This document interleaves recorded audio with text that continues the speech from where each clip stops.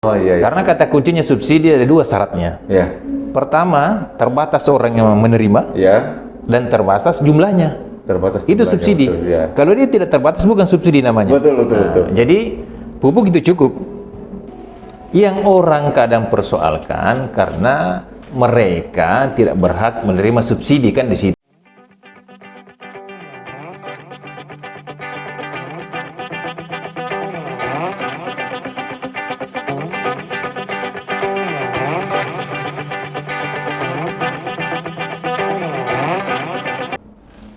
Assalamualaikum warahmatullahi wabarakatuh. Waalaikumsalam warahmatullahi wabarakatuh. Kita ketemu lagi di channel Medium TV. Seperti biasanya di Medium TV ada program Kupas Tuntas OPD Kabupaten Bulukumba. Kali ini kita akan membahas bagaimana pangan, tata kelola pertanian di Kabupaten Bulukumba. Kali ini saya sudah bersama dengan Bapak Emil Yusri, Kepala Dinas, sekarang apa namanya? Bukan lagi pertanian ya kayaknya. Tanaman pangan, horti dan perkebunan.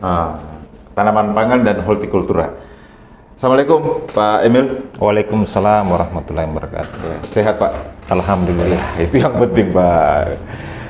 Jadi begini Pak Kadis, di Medium TV itu kita ada program Kupas Tuntas OPD Kabupaten Bulukumba. Itu bertujuan bagaimana kita membagi pengetahuan, membagi cerita kepada masyarakat Kabupaten Bulukumba, apa sih yang dikerja oleh OPD Kabupaten Bulukumba yang saat ini berjumlah 37 OPD plus kecamatan.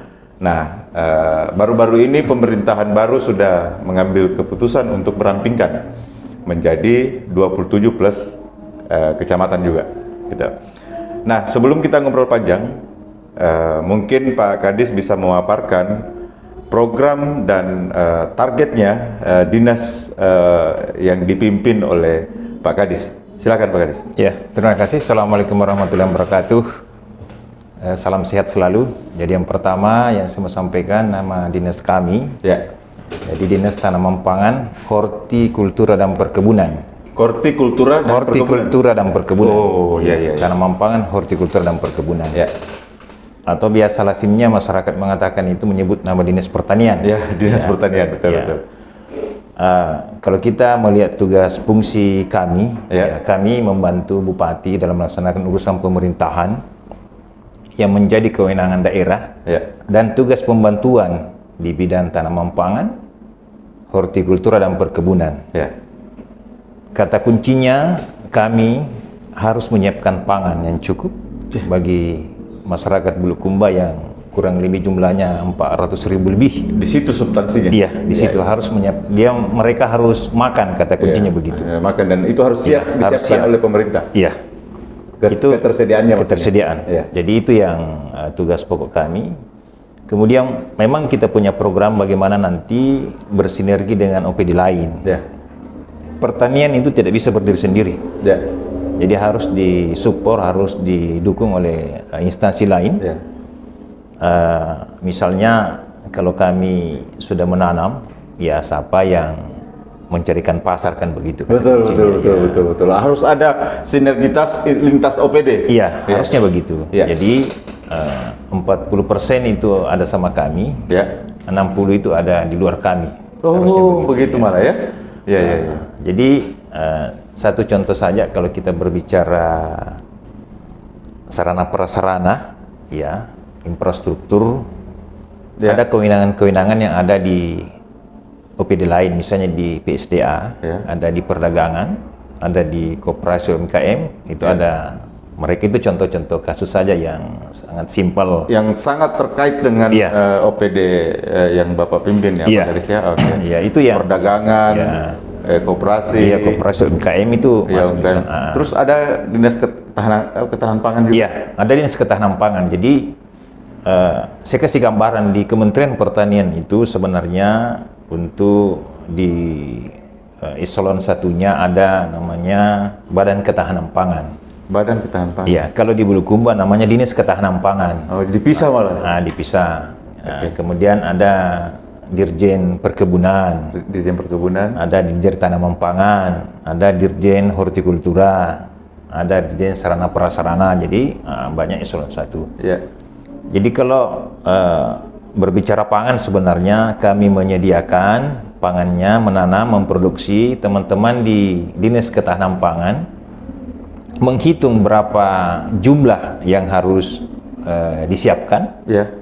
menghitung stok pangan kita apa cukup atau tidak. Ya. Begitu ya kata Dalam kuncinya. beberapa bulan atau Iya. beberapa hari. Nah, itu yang saya mau sampaikan. Jadi yang kedua, program yang sangat prinsip, bagaimana nanti produk-produk pertanian kita bisa berdaya saing, Ya, bersaing, sehingga menambah nilai tambah bagi petani kita. Betul, betul. Ya, itu yang kata Itu kunci. yang penting itu.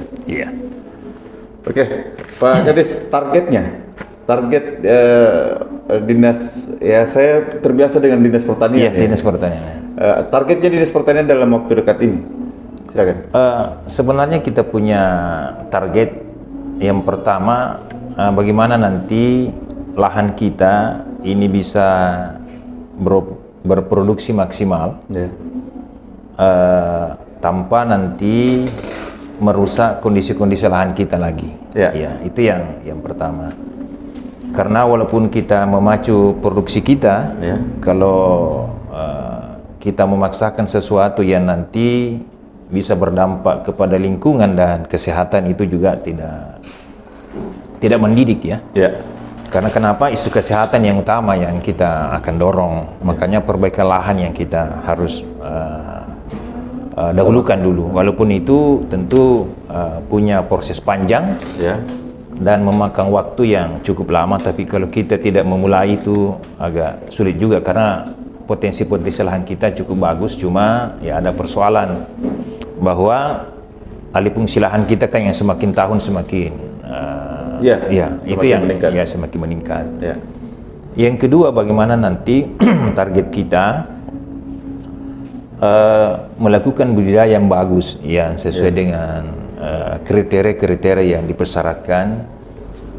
Di samping itu nanti kita memperbaiki pasca panen. Betul, betul. Pasca panen. Karena walaupun budidayanya bagus, kalau pasca panennya kurang bagus itu tentu tidak bisa berdaya saing kan. Betul. Tidak berbanding lurus. Iya, yang berikutnya tentu bagaimana peningkatan infrastruktur sarana dan prasarana. Jadi peningkatan itu yang penting. yang penting. Misalnya kalau kami bagaimana nanti Irigasi. mendorong irigasi tersier ya. Ya, irigasi tersier. Iya, karena kalau sekunder itu dengan primer ada di kewenangannya PSDA. Itu yang saya maksud tadi. Iya. Kami di tersiernya. Itu yang berikutnya tentu sebagai dinas yang punya boleh dikatakan tanggung jawab yang cukup besar, karena menyangkut orang banyak, terutama di stok pangan kita. Ya. Bagaimana nanti kami akan mereview kembali, melakukan perwilayahan komoditas, ya, dalam rangka nanti mendukung paling tidak kebutuhan pasar, kebutuhan dalam negeri dan ekspor kita.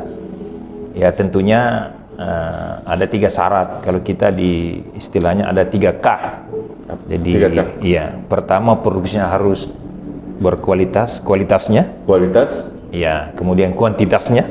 Ya, kuantitas. Ya, kemudian kontinuitasnya. Jadi Kontinuitasnya. itu yang Ya. terpenting. Karena kalau itu kita tidak dorong, ya sama halnya kalau kita mau mengeksporkan, ini importir kan tidak mau kalau ya. Itu kalau ya. cuma satu kali. Satu kali, itu ya, terutama di aspek kualitas. Ya. Ya, yang berikutnya yang saya mau sampaikan, kami juga akan mendorong bagaimana kualitas sumber daya manusia kita. Ya, betul. Karena di pertanian itu ada penyuluh kita yang kurang lebih 141 orang. 141 orang jumlahnya. Di Kabupaten Bulukumba? Iya. Tersier di 10 kecamatan? Iya, itu satu penyuluh satu desa. Ada satu desa ada 2 penyuluh. Iya. Ya, tergantung nanti jumlah kelompok tani yang ada di situ yang dibina itu. Betul. Itu jadi ada 59 orang kita punya tenaga bantu harian lepas, itu di bawah kementerian, di SK kementerian. Sisanya itu ASN yang sekitar 84 orang. Ya. Yaitu yang kita mau kapasitas mereka, kemudian termasuk juga kapasitas untuk kelembagaan petani kita, itu kita akan dorong. Jadi itu yang prioritas utama yang kita punya target dalam rangka nanti bagaimana daya saing, karena peningkatan produk kita dengan daya saing di bidang pertanian, daya saing daerah, itu bisa nanti melahirkan, menghasilkan karya-karya dan bisa menambah pendapatan petani kita, ya, menambah ya nilai tambah. Oke, Pak Kadis, penjelasan ini saya berharap bisa dimengerti dan didapatkan oleh masyarakat Kabupaten Bulukumba. Nah, ini Pak Kadis, ini di program Kupas Tuntas OPD, kita punya tim yang mencoba meramu kondisi-kondisi sesuai dengan bidangnya di publik dan di masyarakat. Ada pertanyaan begini, ini kan kita di masa pandemi nih, ya, sudah 2 tahun. Bagaimana pengaruhnya ke hasil pertanian di masa pandemi ini? Apakah dia meningkat, menurun, atau stagnan? Silakan. Ya, sebenarnya kalau mungkin ya, kalau kita, tapi ini sudah dipublish kemana-mana. Ya. Satu-satunya sektor yang bukan tidak berpengaruh juga, tapi sangat kecil. Ya, sangat kecil pengaruhnya itu di sektor pertanian. Di sektor pertanian. Ya. Data-data BPS sudah merilis itu, ya, walaupun kita tidak bertumbuh secara sama tahun lalu, tapi kita sudah bisa tidak begitu terpengaruh di masa pandemi. Iya. Kenapa? Karena sektor ini yang paling harus digenjot terus. Harus digenjot. Ya, tidak ada kata berhenti untuk menanam, kan begitu kata kuncinya. Betul. Tidak bisa berhenti makan. Kendati pun pandemi, bagaimana harus makan. Harus makan ya ceritanya lebaran. Oh iya. Oke. Bagaimana menstabilkan ketahanan pangan di Bulukumba dengan strategi lintas OPD, kerjasama OPD dalam yang substansi tadi, bahwa menstabilkan ketahanan pangan ini dari 3K yang tadi disebutkan. Iya. Pertama begini, memang kalau kita mau kata stabil itu kan memang ada beberapa aspek ya. Kalau kita di pertanian begini prinsipnya, kalau kami sudah menanam, ini kata kuncinya, paling tidak ada OPD tertentu ini yang mengambil peran lain di dalamnya. Contohnya begini, memang aspek-aspek di hulu itu ya di budidaya itu kan domainnya kami sampai panen. Betul. Pasca panen itu ada domain lainnya, harusnya paling tidak ada OPD lain, terutama di aspek pemasaran. Kalau setelah terjadi produksi kita melimpah, paling tidak kan perdagangan bisa mencari pasar itu. Itu yang saya mau sampaikan. Jadi stabilisasi di sini sebenarnya kalau kita di Bulukumba itu adalah kabupaten yang zona hijau sebenarnya kalau di aspek ketahanan pangan. Oh ya? Iya. Artinya produksi kita ini masih banyak stoknya. Jadi yang dikonsumsi itu malah kalau kita mengkalkulasi masih ada stok kita per tahun itu kurang lebih 40.000 ton kalau beras. Per tahun? Iya, per tahun. Jadi dia masuk di peta hijau sebenarnya kalau di aspek ketahanan pangan, di aspek. Jadi Bulukumba ini masuk dalam zona hijau. Iya, zona hijau. Jadi artinya apa? Produksi kita cukup untuk dikonsumsi. Kita juga sudah mengirim antar pulau, itu masih banyak. Jadi tidak perlu khawatir kalau orang mengatakan kita akan kekurangan pangan. Untuk Kabupaten Bulukumba? Iya, untuk Kabupaten Bulukumba, karena kita memang di peta itu, di peta termasuk zona hijau. Ya, itu yang jadi memang stabilisasi harga ini kan stabilisasi sebenarnya ini kan ada banyak aspek yang akan berpengaruh. Termasuk ya tadi distribusi kan? Ya, di distribusi. Ya mungkin di tempat lain banyak produksinya, tapi karena distribusinya ke tempat lain itu sulit, itu akan mempengaruhi juga stabilisasi kan begitu. Ya itu ya yang mau sampaikan, yang saya mau sampaikan. Oke, Pak Kadis. Ternyata Bulukumba ini tadi bahwa dia berada di zona hijau. Berarti untuk masyarakatnya, masyarakat Bulukumba ini aman sebenarnya soal pangan, bahkan bisa membantu daerah lain, ya. Oke. Pak Kadis, ada beberapa pro kontra di masyarakat soal pupuk. Ya. Ya. Mungkin kita sering mendengar bahwa pupuk langka, di lain pihak ada yang nimbun, di lain pihak dikatakan bahwa Pemda tidak mampu mendatangkan memenuhi yang bersubsidi apa segala macam. Bagaimana itu Pak Kadis? Jadi saya memberi dulu definisi pupuk. Jadi kalau kita berbicara pupuk kita ada dua, ada pupuk non subsidi, ada pupuk subsidi. Ya, betul. Kuota pupuk cukup, Pak. Kuota pupuk cukup. Sebenarnya? Sebenarnya. Dihitung dari luas lahan pertanian yang ada. Oh iya. Yang tidak cukup. Tidak cukup. Jadi bukan tidak cukup ya. Yang tidak mencukupkan. Yang tidak yang terbatas itu yang subsidi, Pak. Oh iya. Karena kata kuncinya subsidi ada dua syaratnya. Ya. Pertama, terbatas orang yang menerima. Ya. Dan terbatas jumlahnya. Terbatas. Itu subsidi. Betul, ya. Kalau dia tidak terbatas bukan subsidi namanya. Betul. Jadi pupuk itu cukup. Ketersediaan pupuk sebenarnya cukup. Iya. Yang kadang tidak cukup ini karena ada kuota. Ada kuota yang terbatas itu disubsidi. Jadi bukan tidak cukup, Pak. Pupuk subsidi juga cukup. Ya. Karena aturan subsidi itu kan ada mekanisme di dalamnya. Iya. Jadi subsidi itu diberikan ke kabupaten kota tentu mempertimbangkan banyak aspek. Salah satu aspeknya itu adalah semakin sejahtera masyarakatnya, tentu subsidinya pasti berkurang, kan begitu kata kuncinya. Iya, betul. Untuk apa kita subsidi kalau dia sudah Jadi saya berbicara dulu yang kadang orang mengatakan itu pupuk subsidi langka. Jadi tidak langka. Yang orang kadang persoalkan karena mereka tidak berhak menerima subsidi, kan di situ sebenarnya. Terus mau menerima subsidi. Di situ persoalannya. Ya. Jadi kan syaratnya pupuk subsidi kan ini sebenarnya harus petani yang berkelompok. Itu syaratnya. Harus berkelompok. Itu pertama. Petani yang berkelompok. Punya kelompok. Iya. Jadi kalau mereka petani lantas tidak berkelompok, minta maaf, dia tidak bisa. Tidak punya hak di situ. Tidak punya hak. Kemudian setelah berkelompok tentu mereka harus terdaftar di Simluktan. Jadi sistemnya harus masuk di kementerian, di server itu harus dimasuk. Itu online. Jadi dia berbasis NIK. Berbasis NIK. Jadi NIK-nya anggota-anggota. Jadi NIK orang per orang. Setelah itu harus tentu menyusun RDKK secara elektronik. Nah, itu 1 tahun sebelum, Pak. 1 tahun sebelum mau menerima pupuk. Iya, harus diinput. Jadi untuk tahun depan itu ditutup servernya itu per tanggal 30 November kalau tidak salah saya. Iya, ini. November tahun ini. Jadi setelah ditutup itu akan dibuka tentu kalau ada hal-hal yang mendesak. Tentunya itu kementerian ngatur. Iya, betul. Ya. Situasional. Iya.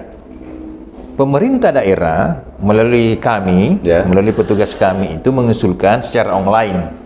Jadi di-input orang per orang per NIK. Dan itu didampingi, ada pendampingan dari Dinas Pertanian? Iya. Jadi sebenarnya ini kalau kita berbicara tugas fungsi, bukan tugasnya penyuluh kami menginput, Pak. Tugasnya sebenarnya kelompok mereka? Iya. Tapi kalau mereka ditunggu, kapan ini bisa selesai barang? Makanya didampingi mereka. Kita ada... Kadang juga SDM. Ya, kita kadang mendampingi, ada penyuluh kita, ada petugas, RDKK namanya, itu bersama berdiskusi berapa, kemudian dimasukkan di server, ini satu pintu, semua masuk, dan tidak ada satupun orang yang terdaftar di kelompok, kata kuncinya bernik itu, dan dia masuk di kelompok dan harus didaftar, artinya harus didaftar. Harus didaftar. Itu, jadi berikutnya setelah itu, ya tentu kementerian akan menetapkan berapa kuota per provinsi. Kemudian provinsi nanti melalui Kadis Pertanian itu akan menetapkan kuota kabupaten. Kabupaten ya? Iya. Kami juga nanti menetapkan kuota kecamatan sebagai tugas kami di kabupaten. Jadi ada hierarkinya di atas. Jadi memang kadang kalau di musim-musim tertentu itu berpolemik. Ini sama sekarang ini kan ada namanya MT3.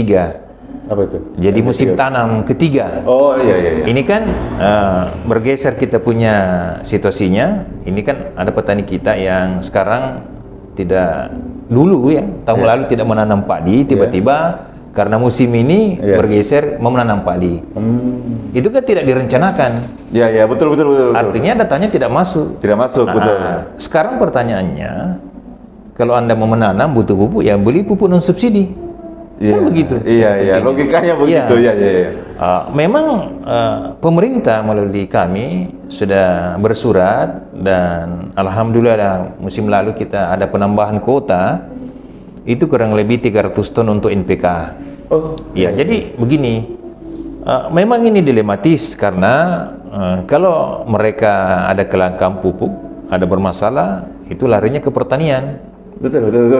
Padahal itu sebenarnya ada di tempat lain. Kami bukan sendiri. Kami ini menyusun RDKK, menyusun kebutuhan. Diteruskan ke di perdagangan, Pak, sebenarnya. Jadi kata kuncinya ini termasuk di pengawasan kami bersama teman-teman di perdagangan. Karena kenapa? Ini kan ada mekanisme pupuk subsidi. Itu ada namanya distributor, ada ya lini 2, lini 1, lini 2, lini 3. Pada saat kami di lini terakhir, di pengecer ke petani, itu adalah tugas-tugas kami sebenarnya bersama teman-teman perdagangan. Kalau ada distribusi yang kurang bagus, yang bisa menegur sebenarnya yang bisa menegur distributor itu adalah dinas perdagangan. Karena memang diatur. Pertanian. Iya, jadi kami menegur, yang memberi sanksi itu di perdagangan, Pak. Gitu. Begitu.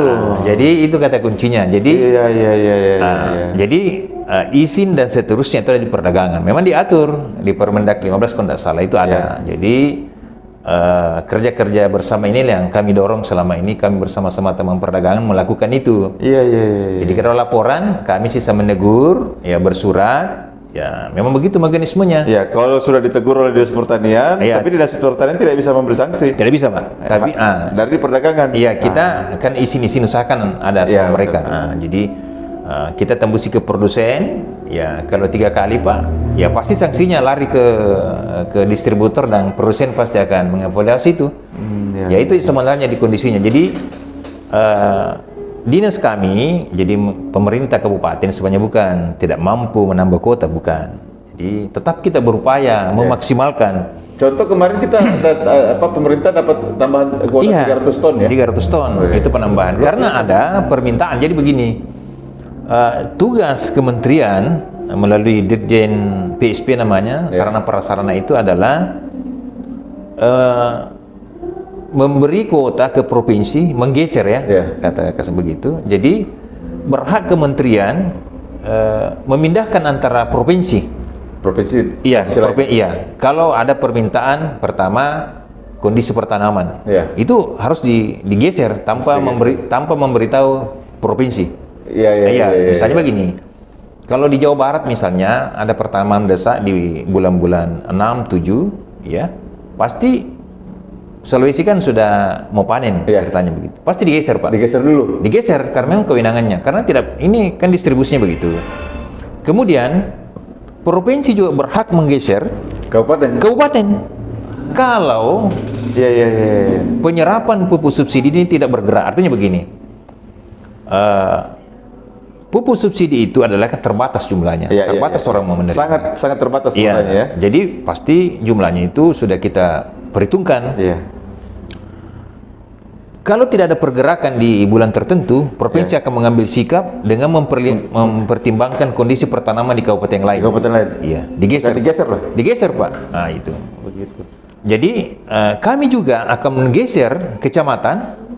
Kalau ada permintaan dari kecamatan lain. Dan melihat situasi kecamatan yang ada. Yang ada. Kami tidak akan mendiamkan ini.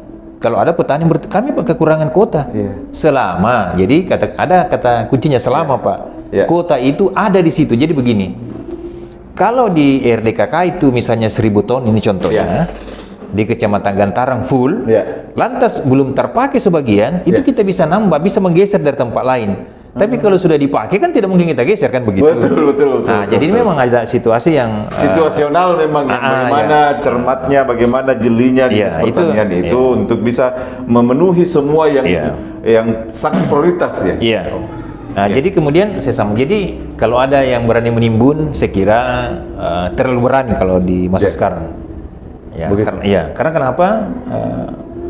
Pengawasan ini disubsidi sangat ketat. Ya. Malah kami sekarang bertanya kalau ada orang mengatakan ada menimbun dan seterusnya ya perlihatkan kami foto, rekam, bawa ke kantor nanti kita cross check. Betul. Dan akan ditindak tegas. Karena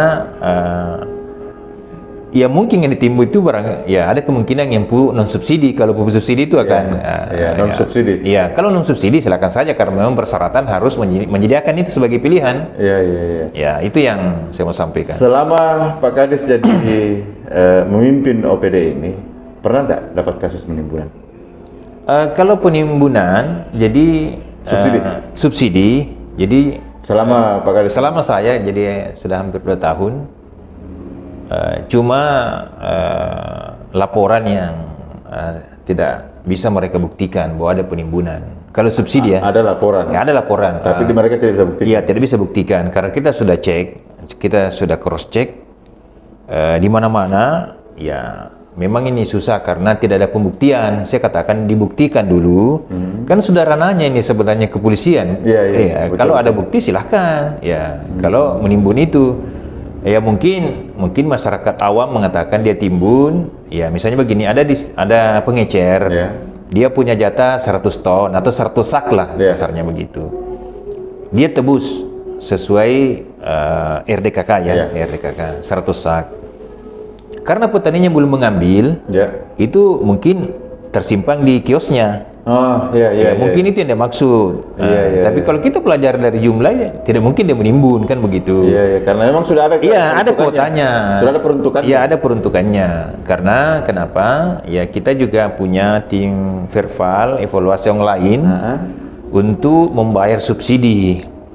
Jadi tidak semena-mena karena misalnya ada seorang petani, contohnya namanya Abdullah ini contoh kasus. Contoh saja.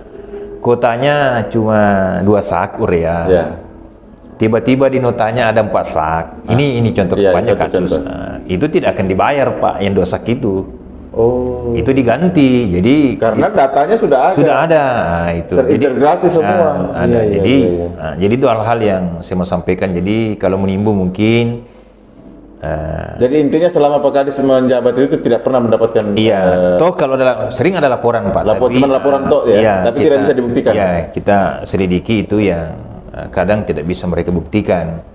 Yang mereka sering itu tadi mengatakan saya ini Pak mau memupuk di sana ada pupuk tertimbun, ternyata kita telusuri, ya memang ada jatahnya orang yang belum diambil kan begitu. Itu ya. Cuman tertunda soal waktu saja. Soal waktu. Dilihat banyak, ini. Terus untuk pupuk non subsidi? Kalau pupuk non subsidi Pak itu kan tidak dibatasi, silakan saja membeli itu tanpa RDKK Pak. Jadi silakan saja misalnya itu pihak ketiga. Jadi siapapun bisa membeli pupuk non subsidi. Tidak ada pengaturan kuota, tidak ada segala macam, tidak ada ya. Cuma sama dengan Pertamina umpamanya ada.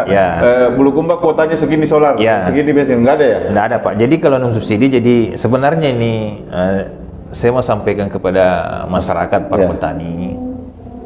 Pertamina itu adalah salah satu contoh kalau kita melihat contoh pupuk subsidi dengan subsidi Pak. Kalau pagi-pagi dapat premium Pak. Tapi kalau siang-siang kan pertalite. Itu. Intinya ini jangkut terlambat bang. Artinya cepat kok. Masuklah di sistem itu. Anda berkelompok. Anda terdaftar di RKK, punya NIK. Dan cepat-cepat kok juga Ya. lulus Ki. Harus didaftar 1 tahun sebelum, satu tahun musim sebelumnya. sebelum begitu. Ya, Jadi 1 musim sebelum. kuota tahun depan sudah ditutup November begitu. Sudah tidak ada Pak. Jadi Betul. Kendati pun bawahnya sudah siap apa segala macam, ternyata November ya lewat Pak, sudah Pak. Sudah lewat. Nah, enggak boleh lagi. Itu yang Tapi tidak ada pembatasan kelompok yang dibatasi sampai November itu bahwa sekian kelompok yang mau diterima enggak? Tidak Pak, jadi begini. Jadi kelompok itu yang ada adalah kelompok yang sudah terdaftar. Ya, sudah terdaftar, ya. Jadi kalau kita ini ada Di Bulukumba berapa kelompok yang sudah Jadi terdaftar? kita ini ada kurang lebih kalau kelompok itu 2175 kelompok. 2175 kelompok. Itu di luar. Kalau kelompok wanita tani juga itu ada sekitar 500-an lebih. Itu yang ada di Simluh Ya. itu Di sistemnya ya, di pertanian. sistemnya pertanian itu akan diinput berdasarkan nanti permintaan. Jadi pada saat diinput itu diminta nicknya Ya.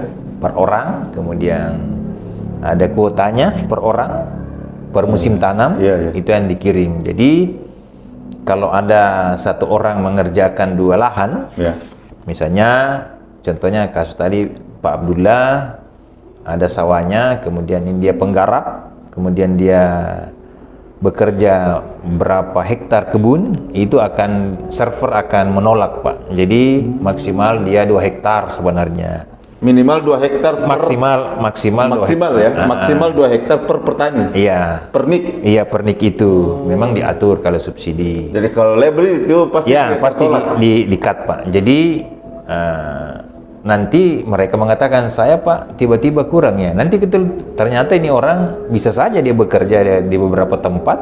Ya. Ini kan server Pak, tidak bisa double nick. Ya itu kata Iya, kuncinya. betul. Jadi sangat ketat. sangat ketat ya. Ya, ya. Waduh, penjelasan ini memang bisa membuka wawasan masyarakat ini Pak Kadis. Artinya mungkin ada yang miskomunikasi, ada yang salah paham, makanya dia berpikir, ini pertanian tidak becus mengurus pupuk apa segala macam. Iya. Ternyata yang terjadi seperti itu. Oke, Pak Kadis, silakan diminum. Wah, saya juga memang betul baru tahu juga semua itu Pak Kadis.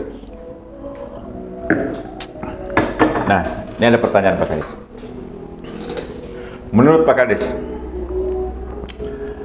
Bupati Bulukumba ini kan sekarang berlatar belakang pengusaha, mengurus perusahaan, dan mengurus birokrasi pemerintahan itu tidak hampir jauh berbeda lah menurut saya. Selama pemerintahan baru yang dilantik, pekerjaan fundamental apa atau fenomenal yang sudah dia kerjakan, terkhusus di OPD-nya Pak Kadis, yang kita sama-sama tahu, masyarakat Bulukumba tahu bahwa Bupati ini tidak punya latar belakang pemerintahan. Bagaimana Pak Kadis? Jadi sebenarnya kan kita ini dinas bekerja kan pasti kita melihat visi misi beliau. Ya. Jadi kebetulan kalau kami itu ada di misi ketiga kalau tidak salah. Misi ketiga. Misi ketiga. Misi ketiga mewujudkan tata kelola pertanian. Jadi memang beliau ini punya tekad. Jadi saya tersirat bacanya begini. Ini kan di misi ketiga itu ada pemenuhan dalam negeri dan ekspor kan begitu itu kata kuncinya. Artinya apa? Memang yang kalau kita mau bertolak di situ tentu pertama bibit yang kita harus sediakan, bibit unggul kan begitu termasuk di visi. Pengadaan bibit unggul. Kemudian bagaimana nanti pupuknya kan begitu. Bagaimana nanti diperbaikan irigasinya kan begitu, ketersediaan infrastruktur irigasi. Itulah lagi-lagi lintas. Itu yang kami tangkap. Jadi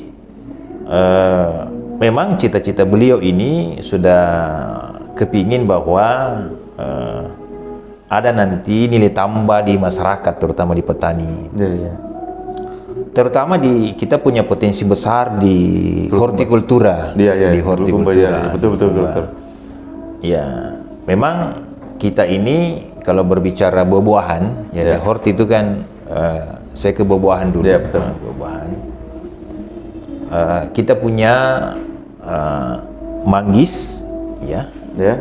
durian, ya, kemudian rambutan. Ya. Kalau di horti, kalau di perkebunan, ya kita juga kan punya kopi, Iya. ya, punya kakao, Betul, betul. punya kelapa, yang punya potensi. Ya, kalau di tanaman pangan itu, ya kita kan punya padi, beras, kita punya juga jagung, Betul. yang kita mau dorong.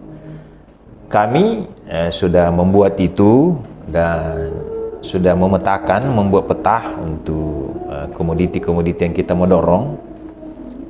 Ada 5 komoditi yang kita mau dorong. Pertama itu padi karena wajib itu, ya, pangan. Kedua jagung, ya, kenapa kita dorong jagung di pertanian? Karena di sektor peternakan, terutama di ayam petelur itu kan cukup banyak, ya, jagung. Kemudian kalau tentunya di perkebunan, ya tentu kopi, siapa yang tidak kenal kopi Cahaya. Kemudian kakao, kita juga termasuk sentra kakao.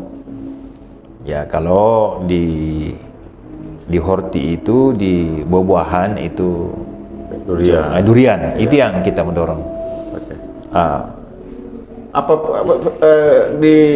Apa yang fundamental yang sudah dilakukan oleh Pak Bupati di OPD-nya Pak? Jadi Pak Kadis. kalau kami itu karena OPD termasuk OPD pelayanan juga, ya kita juga sudah memberikan bantuan untuk terutama benih, bibit.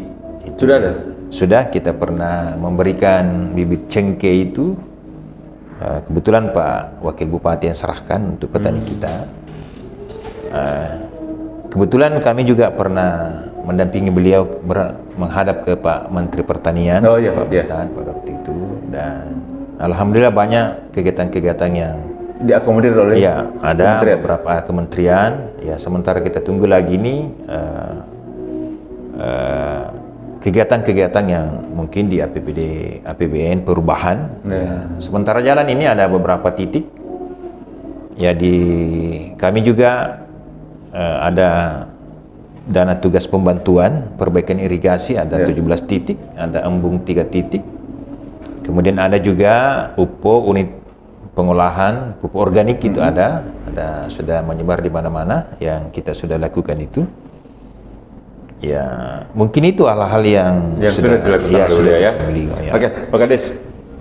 Bupati dan Wakil Bupati sekarang punya jargon.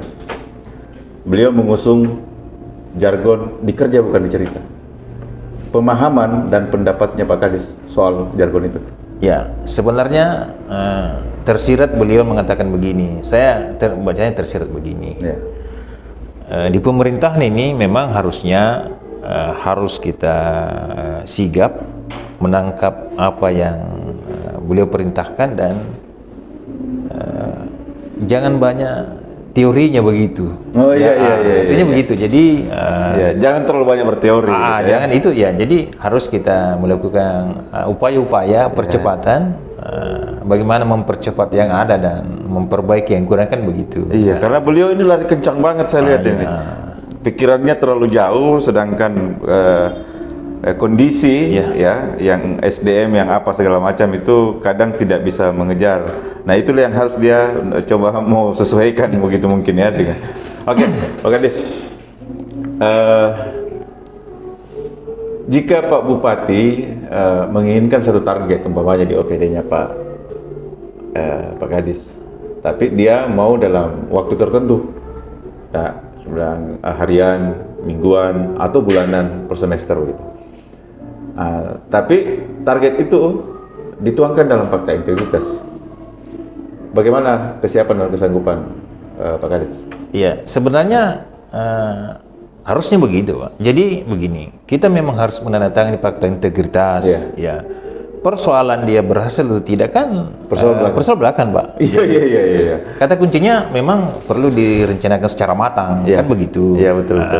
Jadi wajib hukumnya OPD menandatangani itu fakta integritas. Iya, jadi wajib menandatangani fakta integritas dengan segala konsekuensinya. Iya, harus begitu. Karena memang kalau kita mau mengejar target kan harus siap. Gitu. Oke, Pak Kadis, terakhir nih dari obrolan kita, banyak yang bisa diketahui masyarakat. Nah, apa harapannya Pak Kadis ke masyarakat Kabupaten Bulukumba dan ke pemerintahan secara utuh? Silakan. Jadi kalau kami di pertanian begini, ada 3 prinsip kalau kami. Yang pertama itu bagaimana mencintai kita punya produk sendiri.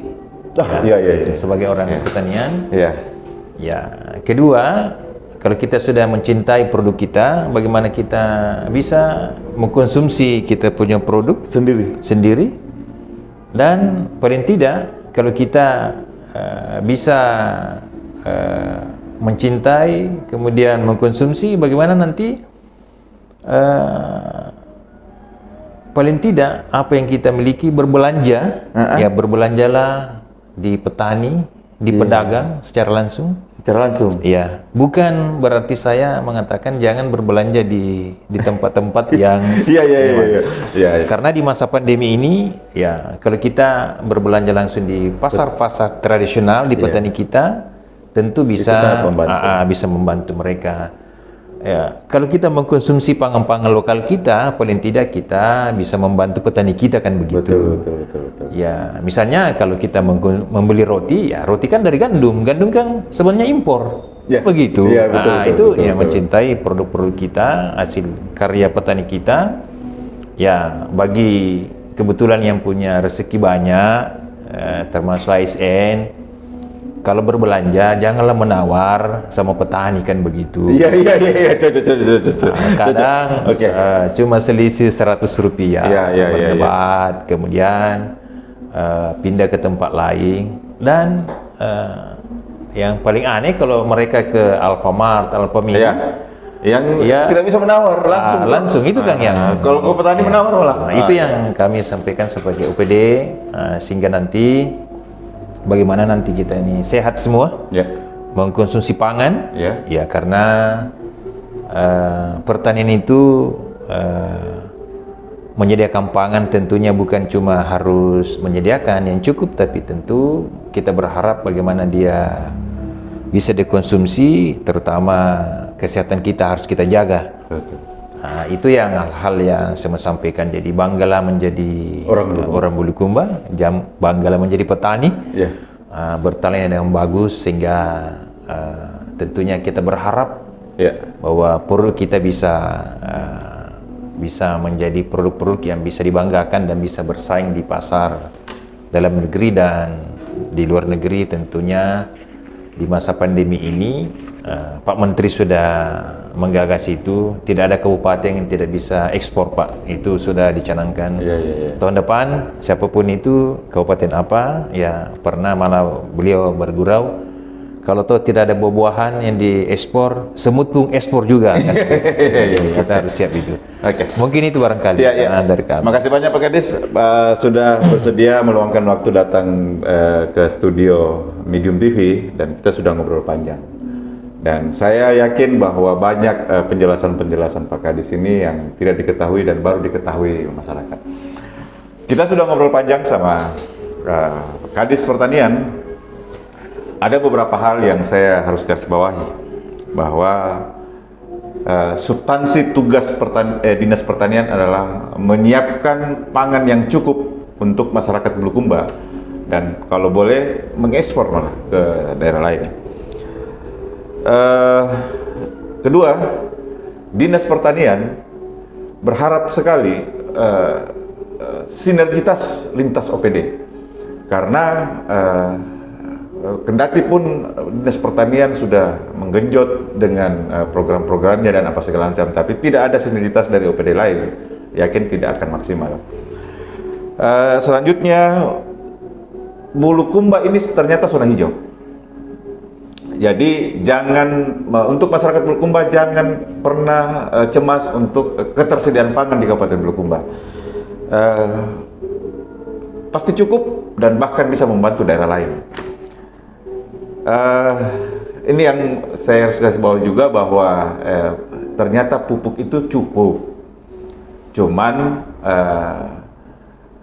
ada subsidi dan non-subsidi. Terus persyaratannya mendapatkan subsidi itu sudah dijelaskan tadi, dan Ingat, untuk bagi para petani 30 November itu terakhir lagi mendaftarkan untuk mendapatkan pupuk subsidi. Ini menarik.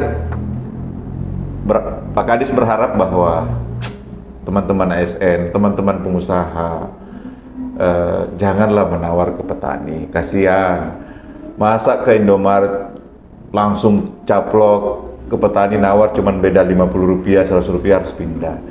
Janganlah, berdayakanlah petani.